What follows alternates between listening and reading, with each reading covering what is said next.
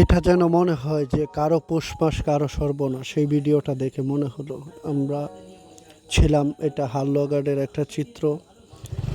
মানুষের মাছের ঘের, ফিশারি, লক্ষ লক্ষ টাকার মাছের ফিশারি থেকে মাছ চলে গেছে, সমস্ত কিছু এখন পানির নিচে। এটা আমরা দেখতে গিয়েছিলাম, দেখলাম এটা যেন এক হাহাকার হাহাকার হয়ে আছে। কারণ কারো পৌষ মাস কারো সর্বনাশ একটা কথা আছে না, সবাই মাছ ধরাতে ব্যস্ত। বিরাট উল্লাসে মাছ ধরা হচ্ছে এখানে, সবাই উল্লাস প্রবণত হয়ে মাছ ধরছে। প্রতিটা ভারী ঘর সম্পূর্ণ একবারে ডুবে গেছে, সমস্ত পানির নিচে। এই দিকটাতে মনে হয় কারো খেয়াল নাই।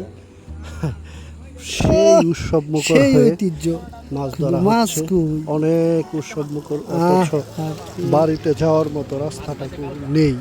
হ্যাঁ, কালকে মাছ উঠছে। আমরা একটু সামনের দিকে আগাবো, অবশ্যই যাব একটু মাছ ধরা, সেই ঐতিহ্য। এখন একটু আমরা সামনের দিকে যাব। সামনে অনেক বাড়িঘর, অনেক গ্রাম প্লাবিত আছে। যারা ভিডিওটা দেখতেছেন অবশ্যই লাইক কমেন্ট শেয়ার করবেন, যারা অবশ্যই শেয়ার করে দেবেন ভিডিওটা। এটা হালুয়াঘাট ভিডিও, হালুয়াঘাটের একটা ভিডিও। হালুয়াঘাট একটা চিত্র,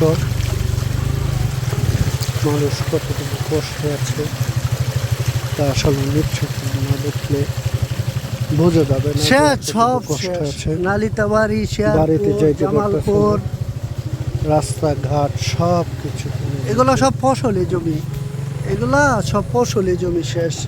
মাছের ঘের, মানুষের ধান ক্ষেত, পুকুর, বাড়ি সব পানির নিচে।